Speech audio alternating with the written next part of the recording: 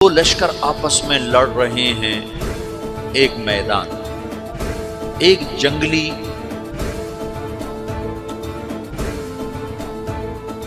بدوؤں کا قافلہ، جنگل کے لوگ اپنے قبیلے کو لے کر، ایک جنگلی قبیلہ اپنے سردار کے ساتھ نقل مکانی کر رہا ہے ایک جگہ سے دوسری جگہ۔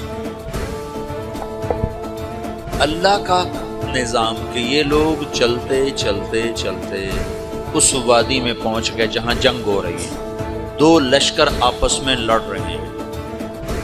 جب یہ وہاں پہنچتے ہیں تو ایک لشکر کے قدم اکھڑ رہے ہیں اور دوسرا غالب آ رہا ہے۔ ان کو نہیں پتا شکست کھانے والے کون ہیں اور فتح پانے والے کون ہیں، ان کو نہیں پتا۔ اس جنگلی قبیلے کے سردار کا نام بھی تغرل ہے، تغرل۔ تو یہ سردار کہتا ہے جو شکست کھا رہے ہیں ان کی مدد کرو، کچھ پتہ نہیں کون ہے، کہتا جو شکست کھا رہے ہیں ان کی مدد کرو۔ تو 400 وحشی جنگلیوں نے فاتح لشکر کے پیچھے حملہ کر دیا۔ تو ایک کافی ہوتا تو 400 دوڑ جب تلواریں پڑیں تو چند لمحوں میں نقشہ بدل گیا، بھاگنے والے جم گئے اور جمنے والے بھاگ پڑے۔ جب جنگ ختم ہوئی تو شکست خوردہ لشکر کے بادشاہ نے ان کو بلایا، اسے پوچھتا ہے مجھے جانتے ہو میں کون ہوں؟ کہا نہیں۔ کہا تو تم نے میری مدد کیوں کی؟ کہا انسانی ہمدردی کی وجہ سے، تمہیں شکست ہو رہی تھی اس لیے تمہاری مدد کی۔ اور اس نے اپنا تعارف کرایا، میں ہوں سلیمان سلجوقی، ترکی کا بادشاہ۔ مسلمانوں کا لشکر تھا اور تاتاریوں سے شکست کھا رہا تھا، تاتاری فتح پا رہے تھے، مسلمان شکست کھا رہے تھے۔ تو وہ اللہ کی غیبی مدد بن کر آئے۔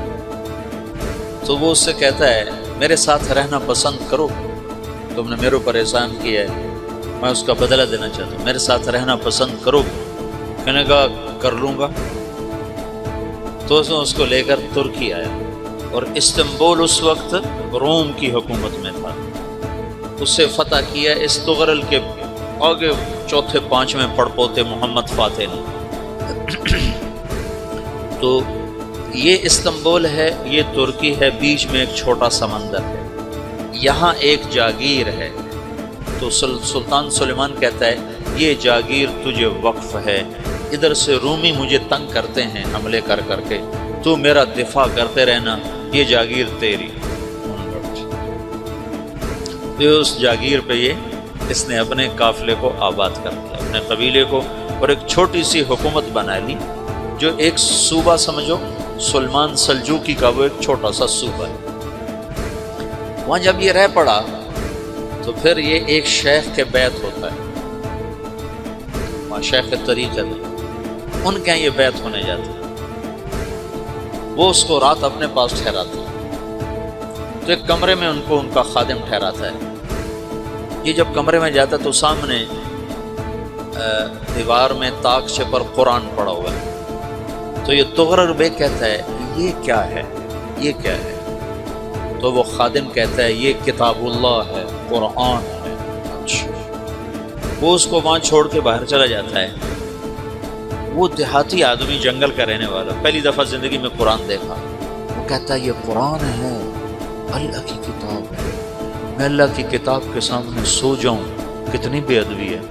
تو اس نے ایسے قرآن اٹھایا اور سر پہ رکھ لیا اور کھڑا ہو، ساری رات قرآن سر پہ رکھ کے کھڑا رہا۔ رات کے پچھلے پہر اس کو خواب آیا، کھڑے کھڑے اس نے دیکھا کہ اس کی پشت سے ایک چاند نکلا اور شیخ کی بیٹی کے سینے میں جا کے اتر گیا۔ پھر اس لڑکی کے سینے سے ایک درخت نکلا جو پھیلتے پھیلتے پھیلتے 3 بر اعظم پہ چھا گیا، افریقہ پر، یورپ پر، ایشیا پر۔ پھر اس کی آنکھ کھل گئی، وہ کھڑا ہوا ہے۔ تو اس نے صبح یہ خواب اپنے شیخ کو سنایا، تو انہوں نے اپنی بیٹی اس کے نکاح میں دی تھی۔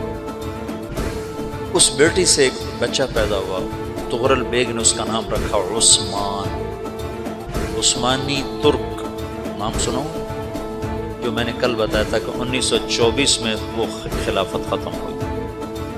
تو ایک بیٹا پیدا ہوا عثمان، عثمان نے پھر ایک نئی اسلامی حکومت کی بنیاد رکھی جو 1924 تک چلتی رہی، کوئی 800 سال یہ حکومت چلی۔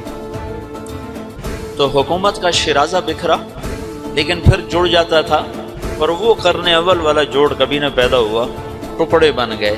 ان ٹکڑوں میں اللہ لوگ پیدا کرتا رہا جو دعوت دیتے رہے۔